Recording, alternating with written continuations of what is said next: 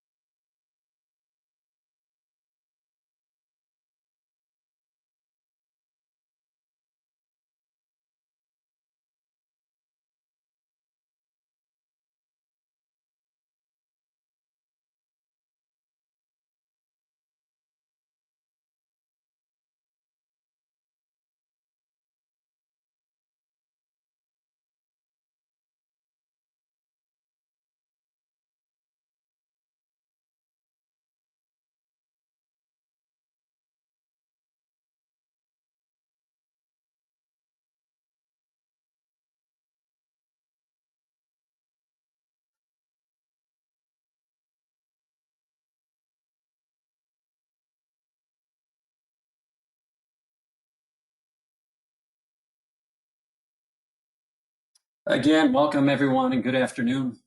We appreciate you carving out some time for our presentation today. My name is Mike Marcus. I'm in channel marketing here at StorageCraft, and I'm joined by the talented Junior Silva, our senior product manager and our presenter. I'm going to turn it over to Junior in just a moment, but wanted to give you some quick housekeeping updates. First, this is being recorded, and we will send the session out to all of you in the next day or two. And in addition, we always appreciate questions, so please utilize the Q&A panel to log those for us. With that, Junior Silva, the floor is now yours. Appreciate it. Thank you, Mike. And we're excited to get this going. And there's been a lot of feedback, a lot of requests that you guys provided around the next version of ShadowXafe and Solo. And we're excited to talk about our version 4 release 5 of the product. One of the biggest things that anything that we talk about in this slide, it's all in relation to ShadowXafe and applies to ShadowXafe and Solo. So that's one of the sometimes people are like, oh, are these features just going to be for ShadowXafe, or is it going to be also released on the Solo? So anything that we talk about, it's the same code base. It's going to be applied to both. But let's get rolling. Just a little bit of setup, and then I want to definitely get into the, show you guys the features and the functionality inside the product and do a demo of that. So one of the biggest things that we started realizing is the challenges that we needed to address that are happening in the infrastructure, in the technological infrastructure in the world, right? We have, StorageCraft traditionally has been great at a physical protection, agent-based inside the VM and outside, so it's hypervisor agnostic and things like that. But we saw as we have more virtualization going from VMs, now a lot of containers, Kubernetes, infrastructure start moving up into the cloud, infrastructure as a service, platform as a service, have that databases and things like that. It really started becoming apparent that we needed to branch out of a solution that to not be just inside of a Windows machine, but really to expand, both on-prem, hybrid, and multi-cloud environments. So something interesting, I think it was last year, Microsoft announced there's more Linux VMs inside of the Azure than Microsoft VMs. And so really interesting. So we want to move into an architecture, something that provides us an ability to be able to quickly develop, quickly innovate, and be able to offer a new architecture that was more of a native architecture in the cloud. So a lot of things like these microservices architecture where, you know, we're very specific on, you know, what needs to talk to what.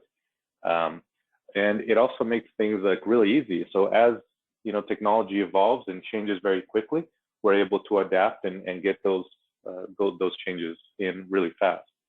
An example of that, and what you're going to see today, is that, you know, we have our storage service. That's what talks to the storage, you know, that you can back up to. You can do all those things. Our backup service takes the backup and then sends it to the storage. And so it's really interesting that once we went to that one little service and we said, hey, now you can talk to Azure. Now you can talk to Wasabi or S3. And all of a sudden, like, all the functionality from the rest of the product just became live. So now you can back up to it, you can restore, you can replicate to it. So it's really cool to see the power that it has, you know, where traditionally it would have taken us months to be able to add that functionality through all the backup code and the replication code and the restore codes and all of that. So really cool being able to do that in just one platform that we can talk directly to each of these services. Another example, we had there was a new API in vSphere that was introduced in 6.7, and we just went to the vSphere service and we added new support for that API and the whole rest of the application. We didn't have to change any code around. So this is the kind of innovation that we'll keep driving and keep bringing that for you guys. Kind of a third item before we get into this release is we really saw a lot of challenges, especially around the BDR space, the appliance space. A lot of provisioning challenges, you know, trying to right size these environments. And, you know, it was always, we know that as partners, you're going into, you know, every client is a different infrastructure, different, you know, some you have a NAS, some you don't, you know, some they have newer servers and state of the art, you know, other places is just kind of a Windows server that's laying around and you try to make do with what you have. Always trying to be efficient so you're, you know, you have the best operation and, you know, best gross margins that you can on your business and services. And so be able to leverage, you know, what was there. And it was very hard. You're like, well, how do I size? Well, for this environment, I'm going to have to use this solution. For this other environment, they have more than 4 machines, so I'm going to have to use this other solution. And so provisioning, we saw all kinds of calculations. It's kind of fun to ask, you know, in a room. We usually do in boardrooms, like, you know, who got their last provisioning just right for the business in their storage? And, you know, everybody's head shakes, right? Because it's really hard to predict. And especially these smaller environments, are they going to be consolidating and now there's more infrastructure? Or are they going to be less infrastructure and moving towards the cloud? So we really wanted to provide a solution that would do that. Provide a solution that's going to require less touch, very simple to use, so you don't have a lot of different consoles and a lot of different ways that you can do things and have to train in a bunch of different areas. And that's something that you're not locked in. You know, that was the biggest problem with this space. You know, everybody that has their VR, no, the backups have to go to my appliance. It has to go to my data center and or my cloud. And so a lot of the competitors in this space is just very restrictive. Something that StorageCraft has always been great at is the flexibility and allowing you to, it's like, you know what, when you go into that customer, if he's got an SMB Windows server and you want to use that for your backups, go for it. You know, if you want to replicate to another NAS that's laying around over there, that's great. And so we wanted to create a solution that you can do that. And especially now that we've added all of this in V4 with cloud, to be able to not get locked in even on the cloud side. So the biggest, the objectives that we had with this release is just expanding the cloud presence. So you're going to see the soccer image here. That's the code name that we've had for the product internally. So we just always joke around about which teams that's going to get the code name. but it's expanding the cloud presence and then definitely power innovation and differentiation. And I'll be able to show you a little bit of that. The release was yesterday, so it's live right now, and you can go and update your systems to it or deploy fresh, whatever you feel like. But it's live right now in our repo and in the system. If you're using public one system, it's ready to go. One of the biggest things that this release allowed is really to start pushing this fabric across not only like we were talking about ShadowXafe, the Solo, and in our OneSafe appliances. Those microservices are bundled in some different form factors, right? So and those little, we can bundle 2 or 3 of those services and it becomes a product. So you have them all bundled as a VM in ShadowXafe. You have the same bundle of services bundled as in an appliance with our Solo. You have 3 of those services are bundled in a smaller form factor inside of a Docker container, and it's sitting in the OneSafe. And you have Docker and VM and Kubernetes that's running in one system for those services. And what you have now is another form, even in our new offering that we're doing with our StorageCraft Cloud Services, that it's running in Kubernetes and containers in GCP.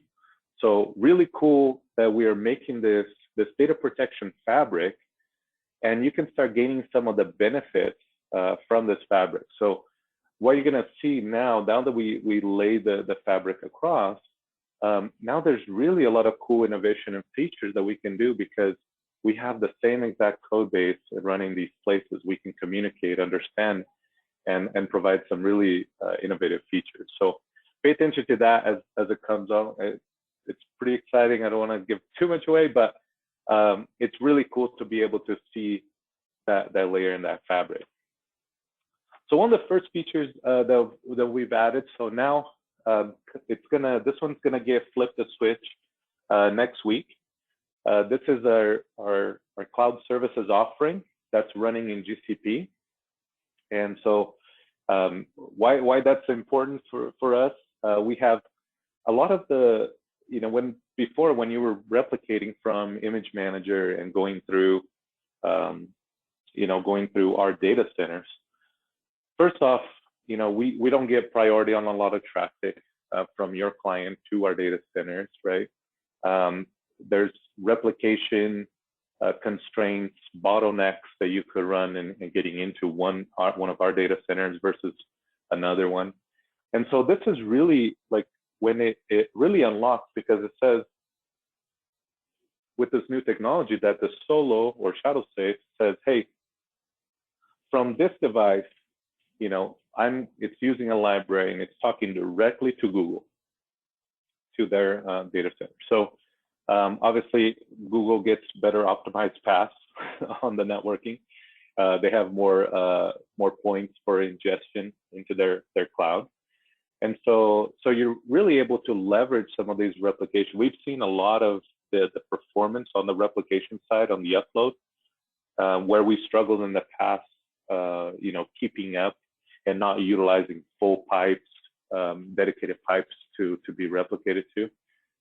Now we're able to get a much better performance. Obviously, depending where your client's replicating and who their ISP is and things like that, it will affect a little bit. But we've been really impressed with how much we've been able to push, and definitely a huge improvement versus our own data centers.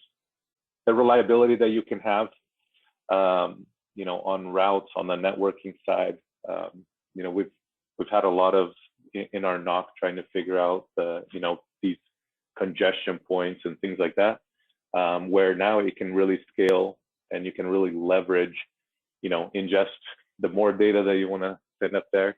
We don't have a lot of the scaling issues that we were having. So we're really excited about this offering and turning this on this next week. Another feature that we released on this version is the ability. This was the #1 requested feature in our portal, our feature portal, and you guys will be able to go there and vote. And put comments in. These come directly to me and the product team, and I'll talk a little bit more about that in the future. But this different retention per storage target. So this is like, and it's so funny coming in the comments. It's like people want, I want less recovery points in my own data center, right? So replicate to my data center, but maybe keep only 5 dailies over there and keep a full set local. And then there's also some comments on the opposite. They go, you know what? Actually, I want more recovery points in my data center. So our SLA says that we're going to be able to keep a week's worth of recovery points in our data center. We keep 2 weeks just in case, because that on day 9, they're going to come back and say, hey, that one file is lost, but I know it's been over a week, and they'll be able to serve. So that gives you that flexibility. So now you're able to, every storage target, you're able to set the retention, how much you want to keep in that target. Also, the granularity that you need is for now that we expand to public cloud, now there's like additional costs that you have to manage. And so you want to manage what recovery points, what things are getting managed in those cloud targets. We added the ability to add storage from Azure as a storage target. So that means that you can go in, go to your, create a storage account, go into ShadowXafe or Solo into one system, and then add in the target for that, the connection string, and you're able to replicate to it. So really cool feature, because now that we're adopting, there's a lot of adoption in Azure. Obviously, Microsoft is really pushes their Azure and the benefits you guys get as partners. So that's been pretty cool. So this is our first step into the Azure ecosystem, but it's not our only one. There's a couple of features we almost released as a beta feature, but those are coming shortly here. So keep an eye out for that. They may get released as a beta feature in one of the subsequent releases here that are coming pretty soon. But the ability to do restore, the ability to do native protection measure, all those things are things that we're currently working on. But it gives you the flexibility to start using more and leveraging more of Azure in your space. And we're excited to provide this offering. Now you can provide a backup target for your clients and be able to provide a new offering for them through Azure.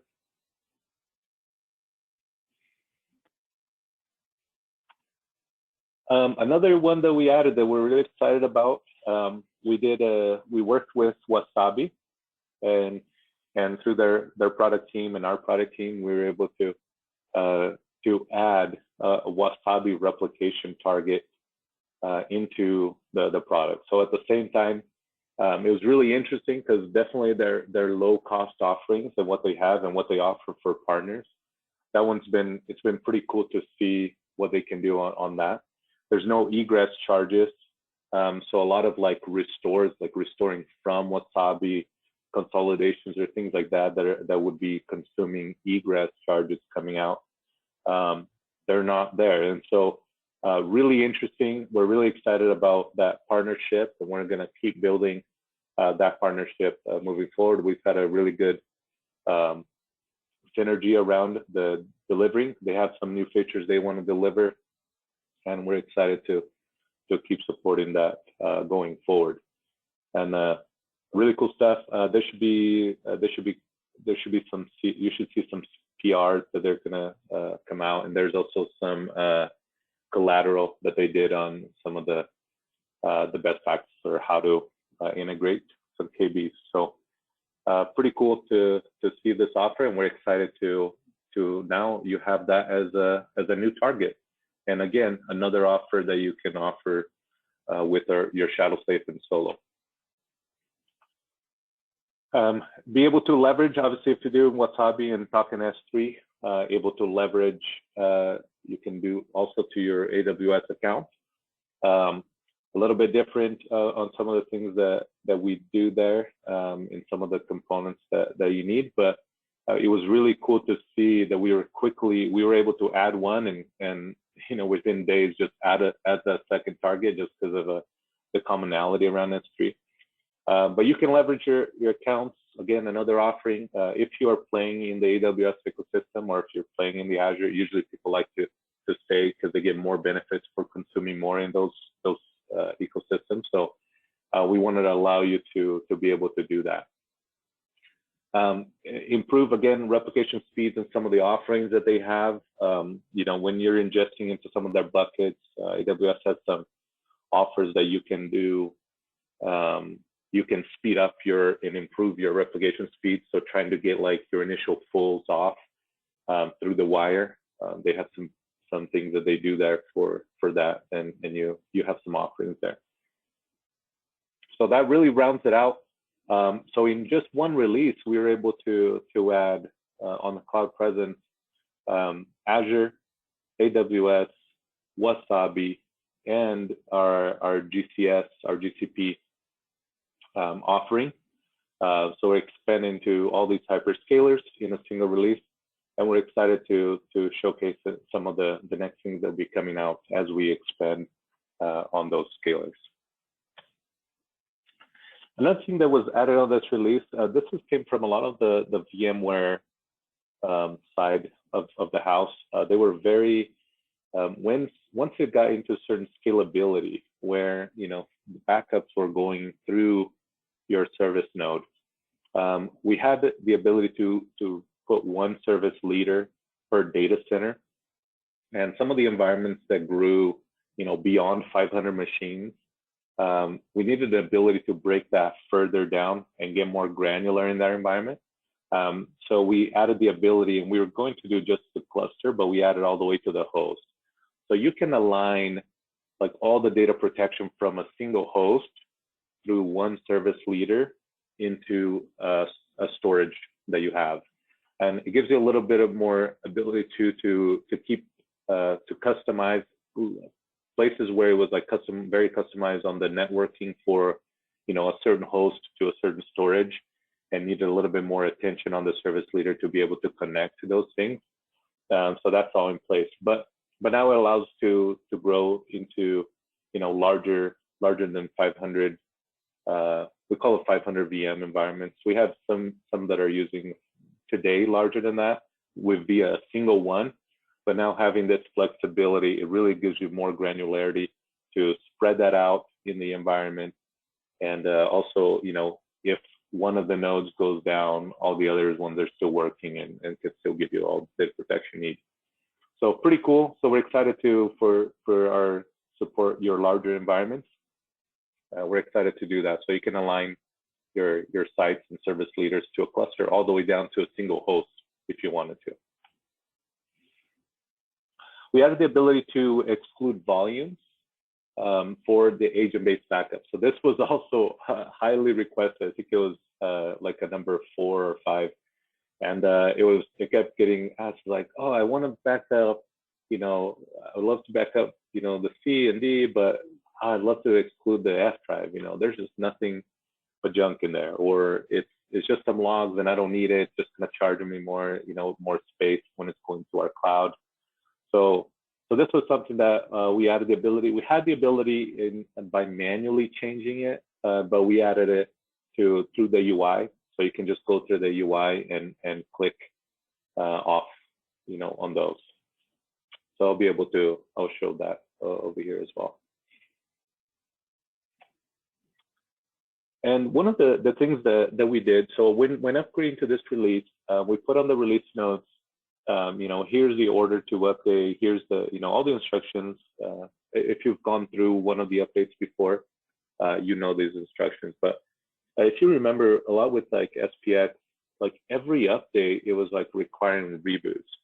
And so one of the things that we changed for ShadowXafe and Solo is that the agent doesn't require reboot if the STC VSM driver doesn't change.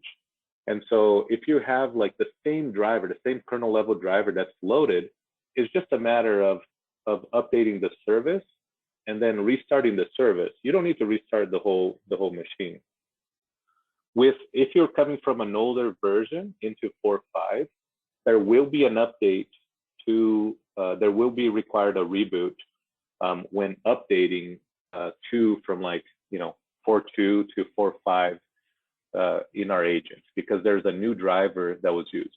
The new driver that was used is the same one that goes out with SPX7. So SPX7 and the ShadowXafe and Solo agent are the same exact kernel level driver. And we pinned it that way so that what that allows us to do is, if you're going from SPX7 and you're saying, oh, I want to migrate to gain some of the functionality and features of ShadowXafe and Solo, you can just install the new agent with 7. And what it will do, it will disable the SPX service, and then it will enable its own, the ShadowXafe or Solo agent service, and no reboots required.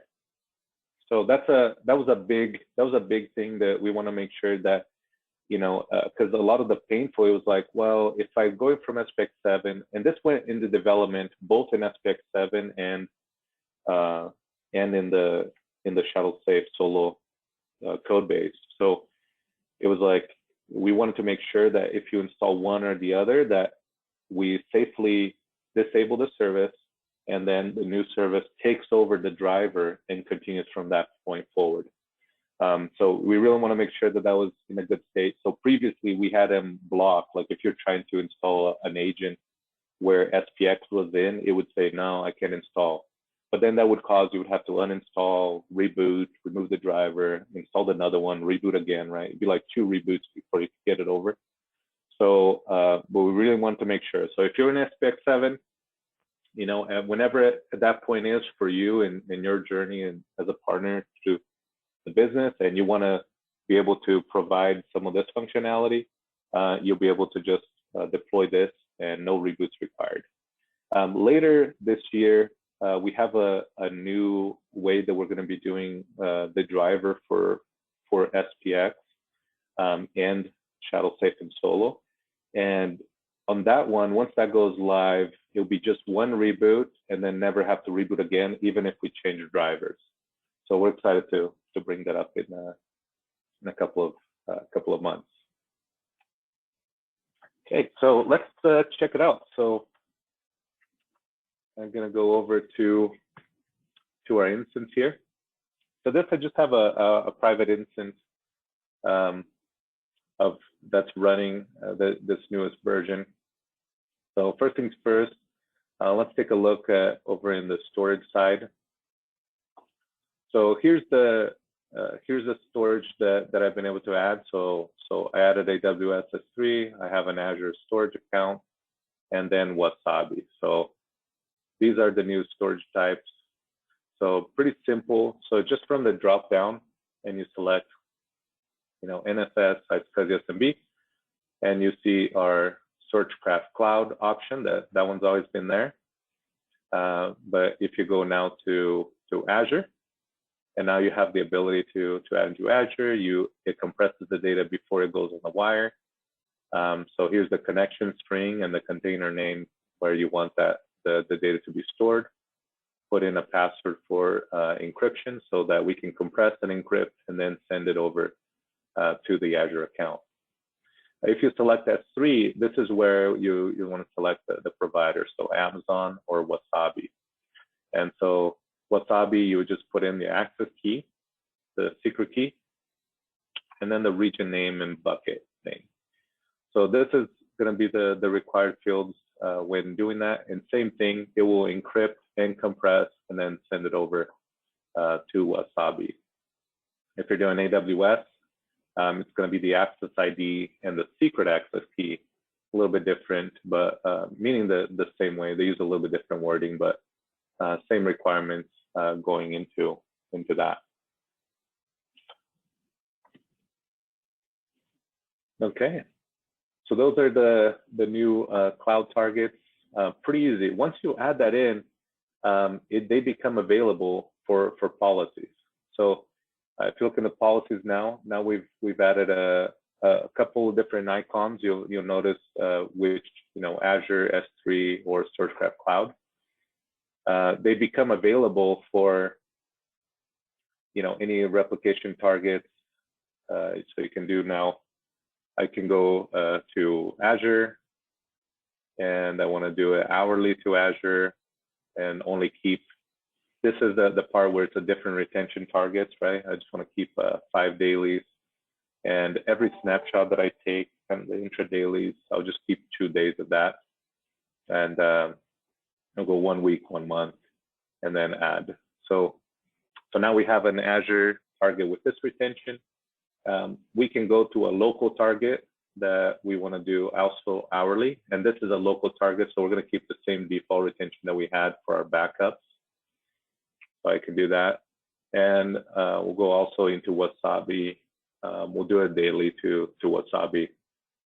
We'll keep a little bit more because it's a little cheaper there, so we'll just go 7 and 2 weeks and 3 months to Wasabi. So you can add that target. So just like that, you're having different retention settings for each storage type. And then you're still backing up 1 hourly, and this policy, you're backing up having the local default to NFS. So just like that. So we just added that. Again, all of the same functionality that you have, like if you're editing a policy and cloning, all of that, it's still available. So you're able to just quickly clone and change one of the settings on that. You'll notice that, remember when we talked about that all the backups, everything would be going to, once we added that, all of a sudden, like you can back up, you can replicate. So I just added replication targets, but you can see over here, these machines. So for these 5 machines, I'm backing up directly to Wasabi. So pretty cool to be able to see that I have these machines and they're going directly to Wasabi and on their backups. So been pretty fun to see the evolution. So now some people ask was like, well, I want to provide a backup as a service offering, but there's not infrastructure in that place or anything like that. Well, now you're able to really add a new offering if you wanted to do backup as a service and backing up directly into Wasabi. So we should see creating the snapshot and then transferring that incremental over to that. Looking at there's a question there. It's like, can you back up directly to Wasabi or just replication? Yeah, you can back up directly to it. So this was showcasing backing up directly to it or replicate, restoring from it. All of the restores options that you can do are restore options that you can do for Wasabi. Pretty cool. Another question asking about the encryption, if it's FIPS validated. The encryption, it's not it's FIPS. So FIPS uses like you can use a certified module that's getting validated.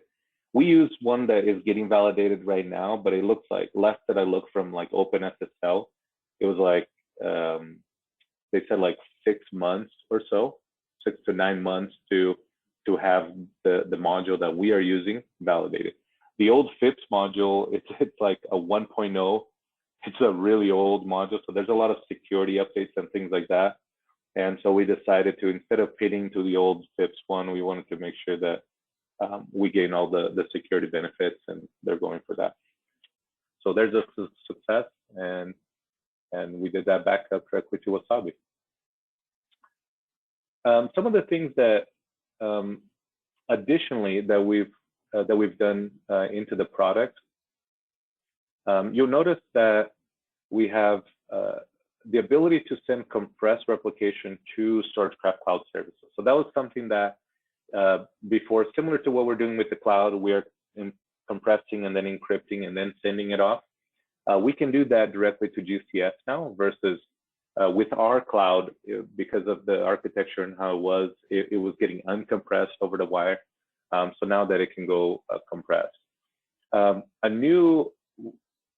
Something that I should cover on that, when you're adding the StorageCraft cloud option, so once they flip the switch next week, any new sub account, if you're going to the cloud portal and you create a sub account and with username and password, those ones will be created in the GCP data center. So if you're already using it today, and you go and you create a new account after we flip that switch next week, it'll get created instead of the old cloud, it'll get created into the new GCP infrastructure. And if you do have something that's going to our old cloud today and you want to migrate over, we're not going to charge any extra if you want to replicate that data to the new data center. So just create another, so just like the cloud here, I create another target, it shows up, and then I select in my policy, replicate, it would have already been there, the first one, and then I can just add the new target to replicate to also the new GCP target. So that'll be a way that we won't charge any extra, just get the data over.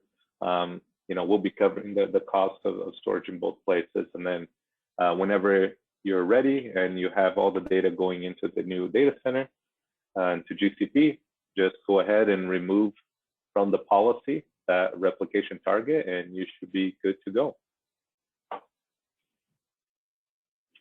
Some other options that we added, there's a new option when you plug in a C drive, that's going to appear over here. We've improved a lot the detection of what needed to be seeded, right? That was a big something that we saw a lot of different use cases. Some of you have deployed all all of the solos and sent all the C drives at the same time, and so that was trying to plug it in and trying to decide, what data needed to go to which C drive in all these remote sites, right? So we improved all of that, cleaned all of that up, so it's all good to go. So now you can, if you wanted to, you can send a solo and a C drive, ship it to your customer at the same time, and it doesn't matter where you plug in. Also, all the remote functions, so you have a new seed now option that appears on the C drive that you can say, hey, seed now. And it will go through and see if there's any backups that have been completed since that needed to be seeded, and it will seed into the drive so you can send it to us, to our cloud. We did add as well a new warning for the setting up. I need to set up on my SMTP, but there's a new warning now that if no backups have been taken in the last 24 hours, it will send you an email saying, hey, here's the machines that haven't taken a backup in 24 hours. That warning will also show in the UI. In the UI, it would actually show critical in red, so that there's, hey, there's no backups here. It used to be a warning in yellow, and so from the feedback that you guys provided, that hey, it should really be critical because I don't have a backup in 24 hours, so I need to have something. So that will show up red. It'll be like, hey, no backups have occurred, and then we added that so you can get warnings and you can add it into your systems to automate ticket creation, things like that. We added in another common ask was, so these are more quality of life improvements that we've been trying to do. So in the case of hey, I'm replicating to a couple of sites, and I saw backups that were happening, but I need to know if my replications were going okay. And is my problem happening, is it in my backup or is it in my replication? And so before, we just had backup statuses here, right? And then you would see a red warning and you're like, oh, it's because of replication. So the health is still considered. So a healthy machine is that you have the last successful backup and the last successful replications.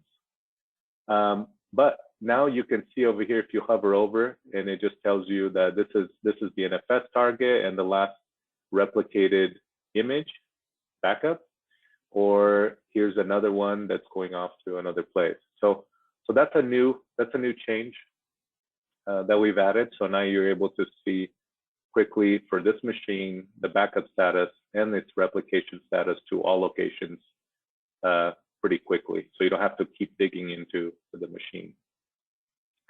Another one that we've added a little right here. This is I'll come back to it in just a sec, but we added this new help support menu. So this is where like any information that you guys need, quick start guides, user guides, release notes for both Solo and ShadowXafe.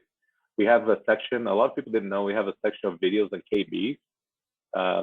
So it can quickly get you linked up there.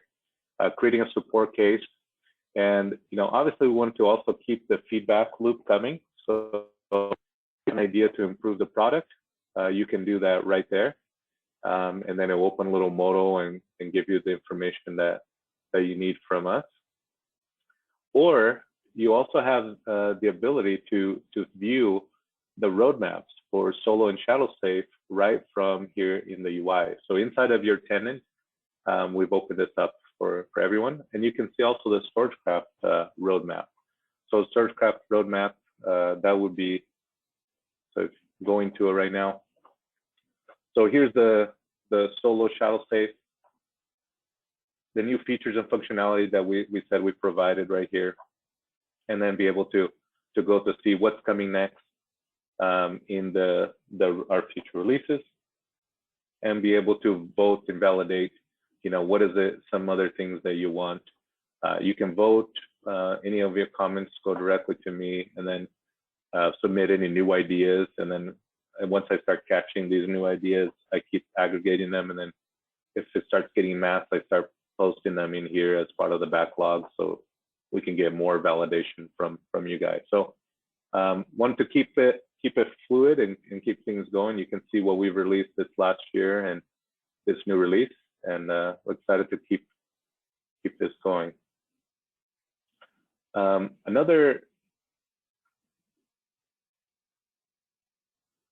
Another option that in the help menu, we've put some default recoveries. People requested a lot on the recovery, where the file, the mount recovery, where you can mount to a Windows agent, select the disk that you want, and it will automatically mount to that Windows agent a new drive. And then you can do a file copy and paste just like in SPX. So that's now the default option. A lot of people requested that on-prem, and in the public one system is the only option. On-prem, you still have available the option to do via the cold file. That works well for like small files or things you just want to pull out, download into a zip. But if you want to like really transfer data, transfer ACLs, large amounts of data transfer, that's going to be better to just mount into a Windows agent that you have in your environment.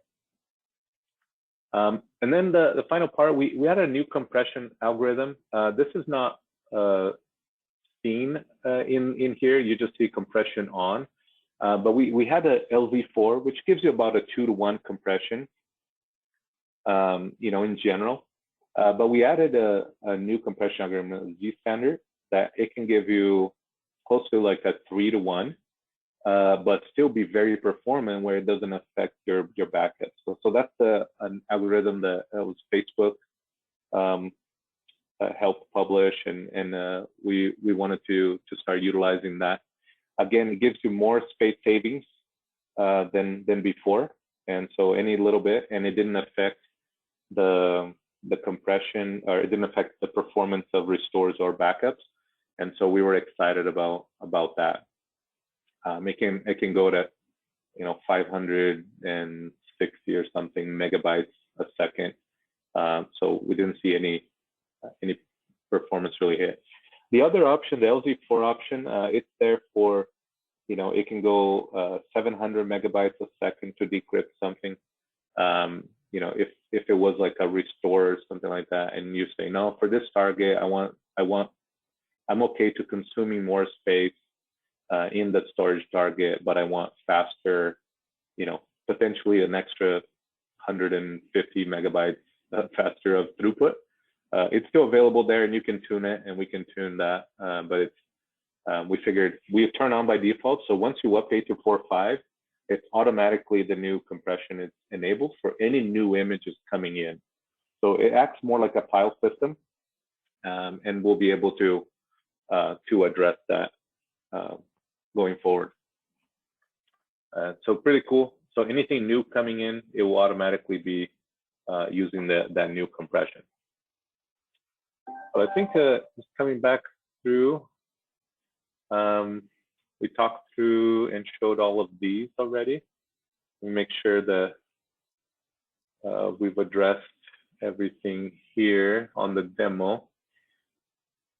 I think we have on the demo itself. So we showed Azure, different retention targets, the cloud. Oh, the excluding the volumes on the agent. So let me just show that last piece.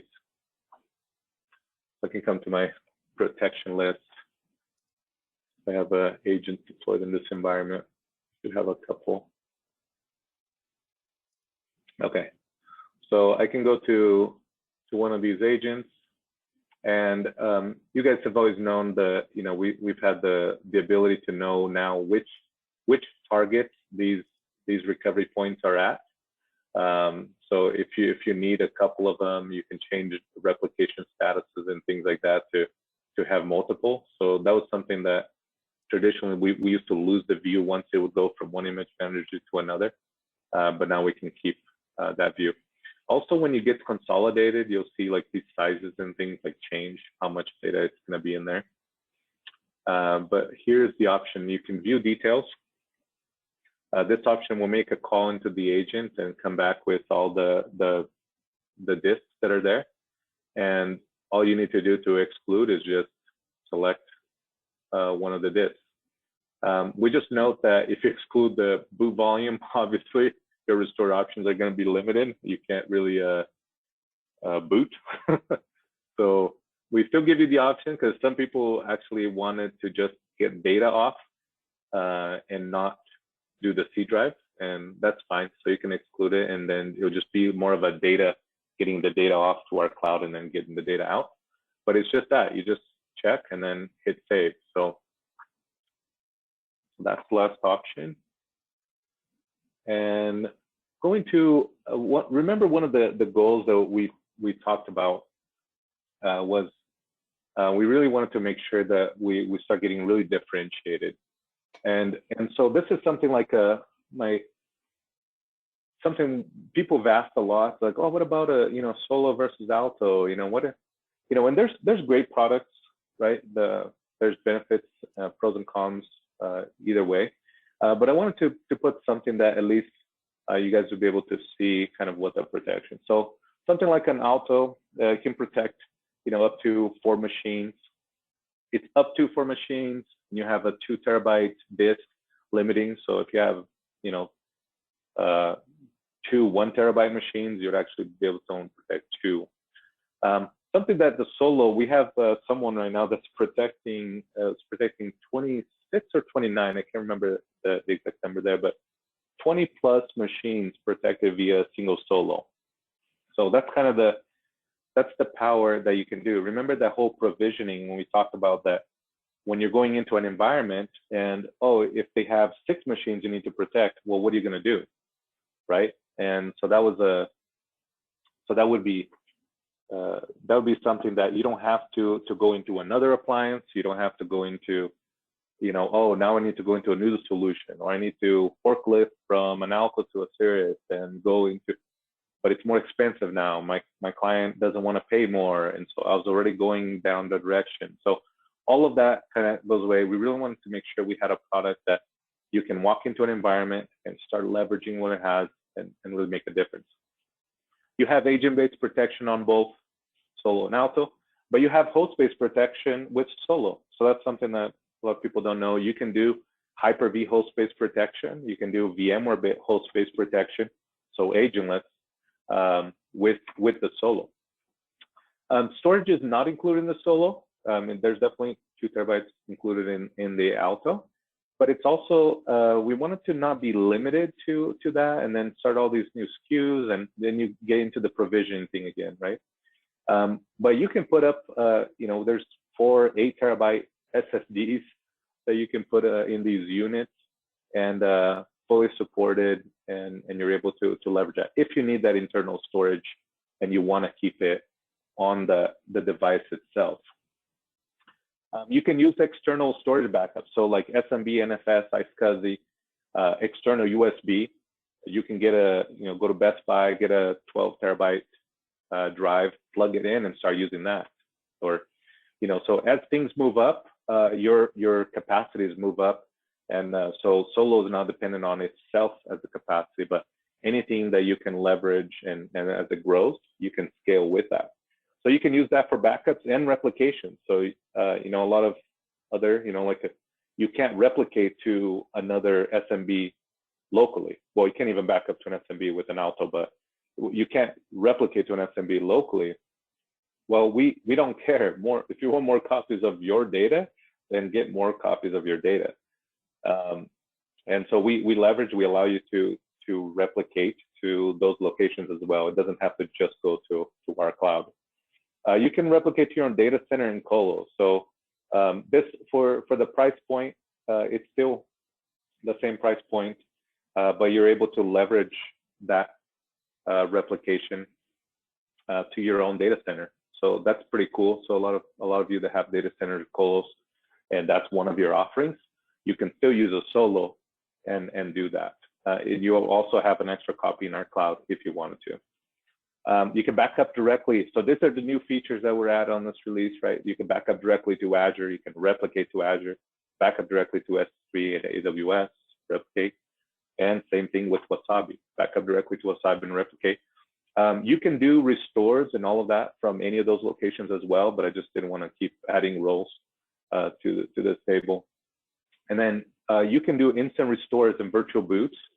So that's something that, remember, because we do the agentless, we know the hypervisor, you can do the instant restores in the virtual boots into those environments back. So that's like the best kind of virtualization, right? It's not a virtualization that is saying, look, if I have my VMware environment, which is really expensive, really good infrastructure, can we just do a virtual boot and instant restore over there? You don't have to, I don't want to fill over into a different kind of,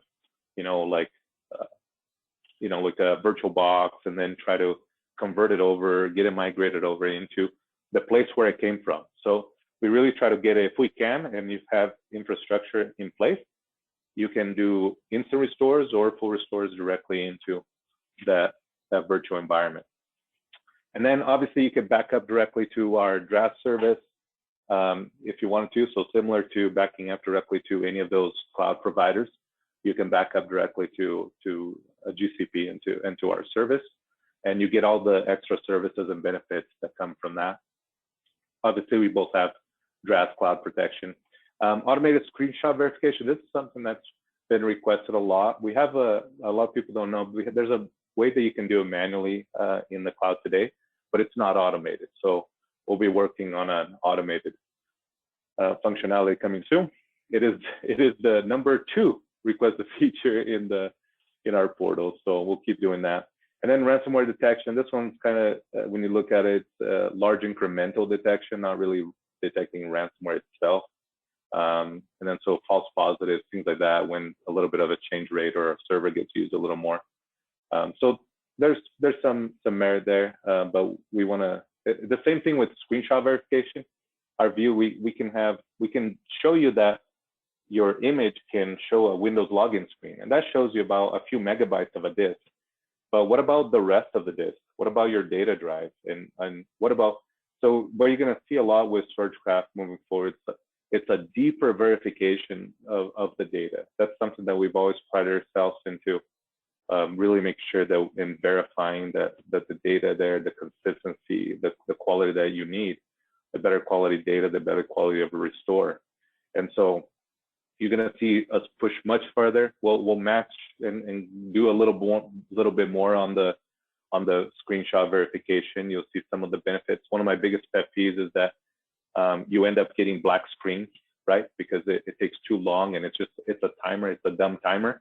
You're gonna see some of the new features coming out with a lot more intelligence than that. And to know that, oh yeah, now there's a boot up screen, and it doesn't matter if it was 4 minutes or 5 or 7 on different servers. It would be able to catch it the right place, so you don't have to keep messing with it. One of the things that the big thing is, so it's $79 per machine, but you're gonna see in the promo that we have now, you can add additional machines for $49, and we're gonna keep that promo running. And then the warranty of the full time of the subscription, you'll be able to keep that. So we're excited. Hopefully you guys can see the power and how it really starts becoming a really differentiated offering in what we've done with our ShadowXafe and Solo. Again, But Junior, I'm sorry. It's Mike. Yeah. You're doing great, and I'm sorry you're steering the ship right on time. But there are a lot of questions, so I just want to let everyone know, for those questions that we don't get to address before you sign off, if some of you have to sign off right on time, most of you know, we do have a process for getting all those questions answered for you. So please don't worry, we will get back to you. So I just wanted everyone to be aware of that. For those who can stay, we will be able to hang on the line a little bit longer to address some of the outstanding questions. Thank you. Yep. No, I appreciate it. Thank you, Mike, for keeping me that. So this is something we just launched. So in your partner portal, all certified partners have access now to view the StorageCraft roadmap. So this will show ShadowXafe, Solo, SPX, all of that is available for you to see and view and vote and let us know how important those new features, things that we've released, things that we're working on, and things that we're planning for the future. Let us know how important that is for you. So really appreciate your feedback. It really helps in getting you the right features that you guys want. And then inside of one system, I showed that part. So anybody using a Solo or ShadowXafe can get that. So I'm gonna go through the Q&A questions. See, a lot of them we've addressed, but I'll see if there's any questions that we haven't addressed yet. So is the 49, where'd it go? 49 promo for the first machine, or 99 for the first and 49 additional? Okay, so on this, I wanted to show this one. So it's $99 for the device and includes one machine to be protected. Any additional servers, instead of the $79, it's $49 per month. But what that means is, I want to make something very clear. It's not just, oh, this is gonna be for a year or for 6 months. No, you're locked into that 49 monthly pricing for the lifetime of that subscription. So that's something that I think we've been able to pull off. That's been pretty cool.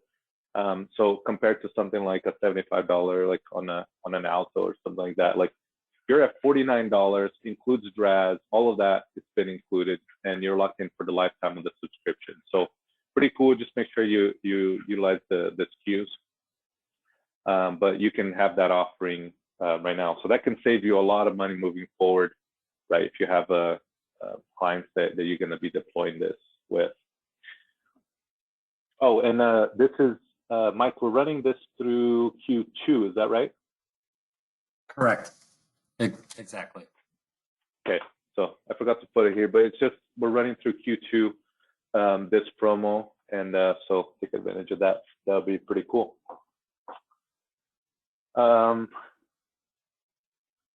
Okay, when you're sending directly to the cloud, where does the temporary local snapshot get created? Meaning, do we need X amount of free space for each server workstation locally? You don't. So this is literally taking a snapshot and replicating that directly to the cloud. So you don't need there's not a scratch space locally, and then you're doing all these things. If you do want to do that type of functionality, that's really a replication to the cloud. That's like take a snapshot locally and replicate that off.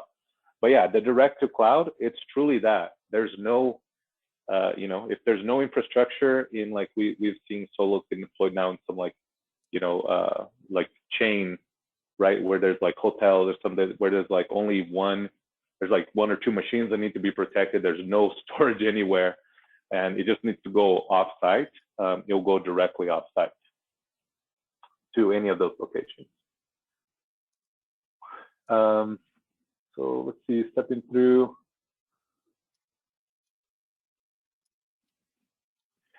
C drive, is it still just for StorageCraft Cloud?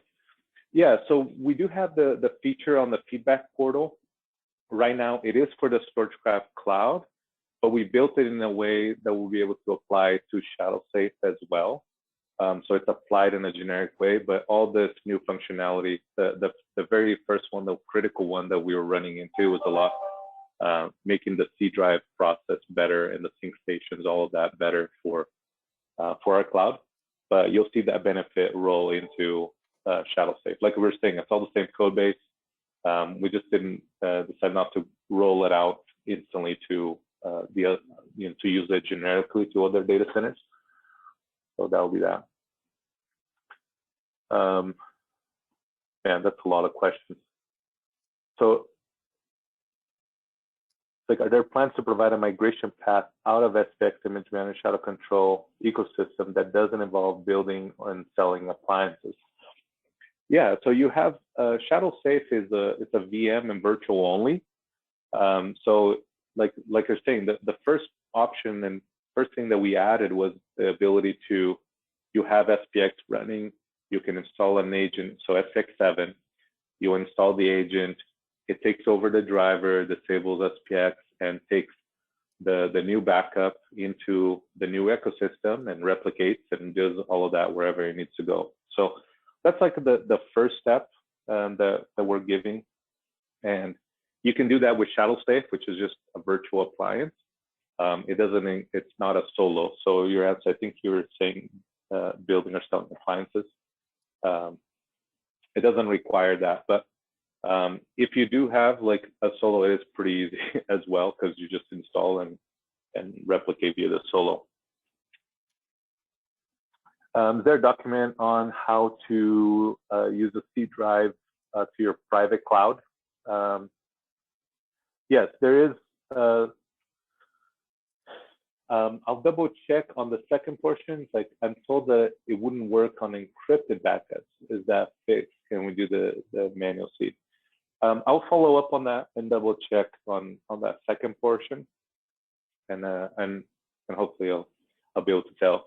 Well, what we've usually seen is like you add a new, like you plug in a USB and you add a new target. We've seen it like it just share it as an SMB location, and then you replicate to that, and then on the other side you replicate out of that. So, but we'll keep following up. If you have your own data center and you want to use, I don't want like a cloud attached option. 49. I want to just do my own data center. We have some options for that. Just contact your salesperson to see if that would be an option. But basically, for that 49, whether you use it's small enough that even if you don't use the cloud, you have the benefits. But obviously, if you have 2 copies of the data, it's better than 1 copy of the data. So, and I think we want to let's end just so we can let people go. But I can stay on the line and answer the rest of these if you want. Okay, sounds great. Yeah, thank you everyone for your time. For those who can stay, please do. I'm sorry we went a little long, but again, just a reminder, if we don't get to it in the next few minutes here, because there are a number of questions, just again, know that we do have a process and we will find a way to have those the questions addressed for you in the next day or two. Yeah, and I think I'll just answer one last one around Azure blobs and the costs, confirm and consolidation.